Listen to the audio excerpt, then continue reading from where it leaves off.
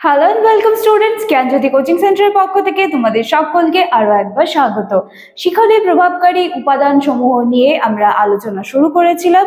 আজকে আমাদের আলোচনার বিষয় হচ্ছে শিক্ষণের প্রভাবকারী উপাদান পরিণমন বা ম্যাচুরেশন। এটা নিয়ে কিন্তু আজকে আমরা আলোচনা করব, বা বলতে পারো আজকে এটার পরেই ক্লাস তোমরা পাবে। ক্লাস বা আলোচনার বিষয় শুরু করার আগে একটা ছোট্ট ইনফরমেশন দিয়ে আমি ক্লাসটা শুরু করতে চাই। তোমরা যারা জ্ঞানজ্যোতি কোচিং সেন্টারের সাথে যোগাযোগ করতে চাইছো তারা কাইন্ডলি বোর্ডের কর্নারে দেওয়া দুটি নাম্বারের মধ্যে যে কোনো একটি নাম্বারে কিন্তু যোগাযোগ করে নিতে পারো। নাম্বার দুটি হলো জ্ঞানজ্যোতি কোচিং সেন্টারের অফিসিয়াল হেল্পলাইন নাম্বার। এই নাম্বার দুটির মধ্যে যে কোনো একটি নাম্বারে যোগাযোগ করে তোমরা আমাদের সাথে যোগাযোগ করে নিতে পারো বা আমাদের সাথে যুক্ত হয়ে যেতে পারো। চলো আর এক্সট্রা কথা না বাড়িয়ে আমি আলোচনার বিষয়টা শুরু করছি।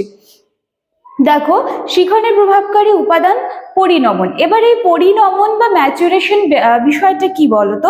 এই পরিণমন হচ্ছে পরিণমন হতে গেলে সেটা কিন্তু একা একাই হয়, পরিণমনটা একা একাই আসে।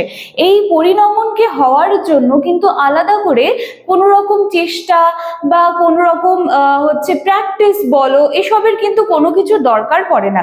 যেমন মনে করো, শিখন কিন্তু বলা হয়েছিল যে অনুশীলন যত ভালো হবে শিখন তত ভালো হবে, কিন্তু এক্ষেত্রে পরিণমনের ক্ষেত্রে বলা হচ্ছে যে পরিণমন কিন্তু একা একা স্বতঃস্ফূর্ত ভাবেই হয়, এবং এর জন্য কিন্তু কোনো রকম আলাদা করে কোনো এফোর্টস বা কোনো চেষ্টা বা এটাকে আরো বেটার করার জন্য এরকম অনুশীলন এরকম কোনো কিছুর কিন্তু প্রয়োজন হয় না। তাহলে একদম সহজ ভাষায় পরিণমন কি? যা স্বতঃস্ফূর্ত ভাবে হচ্ছে এবং যার জন্য কিন্তু আলাদা করে কোনো প্রচেষ্টা করতে হচ্ছে না, অনুশীলন করতে হচ্ছে না, সেটাই হচ্ছে পরিণমন, যেটা একা একাই কিন্তু হয়। ঠিক আছে, আচ্ছা, তাহলে এর কিছু বৈশিষ্ট্য দেখি।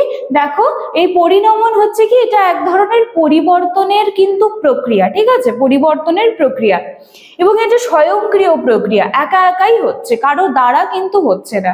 এবং এরপরে বলা হচ্ছে এই ধরনের পরিবর্তনের কোনো প্রচেষ্টার প্রয়োজন হয় না। যেটা আমি বললাম যে শিখনের ক্ষেত্রে যদিও আমরা দেখেছি যে প্রয়োজন রয়েছে অনুশীলনের, কিন্তু পরিণমনের ক্ষেত্রে কিন্তু সেরকম কোনো আলাদা করে এফোর্টস দেওয়া বা প্রচেষ্টার প্রয়োজন কিন্তু পড়ছে না। আচ্ছা, এইবারে পরিণমনের সাথে শিখনের সম্পর্ক। আশা করছি নিচের লেখাগুলো ক্যামেরার উপর থেকে কিন্তু তোমরা দেখতে পাচ্ছ। দেখো, পরিণমন যে বিষয়টা রয়েছে সেই পরিণমনের ক্ষেত্রে বৃদ্ধি বা বিকাশগত পরিবর্তনে যেমন আলাদা করে কোনো চেষ্টা করতে হয় না বা প্রচেষ্টা প্রয়োজন নেই, ঠিক তেমনই তার অপর দিকে আমরা কি দেখছি যে শিখনের ক্ষেত্রে কিন্তু যে আচরণগত পরিবর্তনগুলো হয় সেই ক্ষেত্রে কিন্তু প্রচেষ্টা বা অনুশীলনের কিন্তু প্রয়োজন রয়েছে।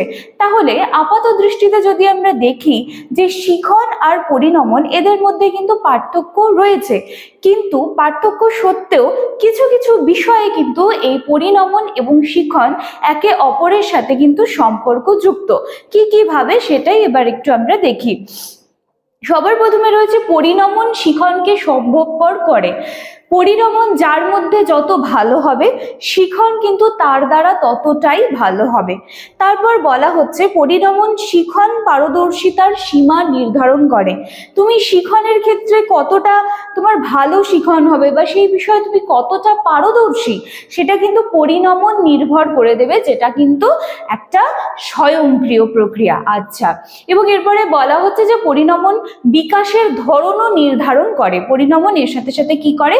বিকাশের ধরনও কিন্তু নির্ধারণ করে দেয়। ঠিক আছে, তাহলে দেখো আজকে আমরা শিখনের প্রভাবকারী উপাদান পরিণমন নিয়ে আলোচনা করলাম।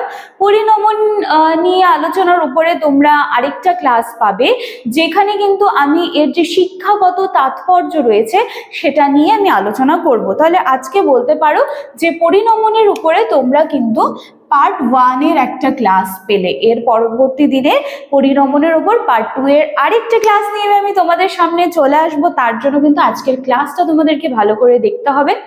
চলো, আজকের ক্লাস বা আলোচনার বিষয় আমি এখানেই শেষ করছি। ভীষণ সহজ সুন্দর একটা বিষয় ছিল, ভালো করে দেখবে।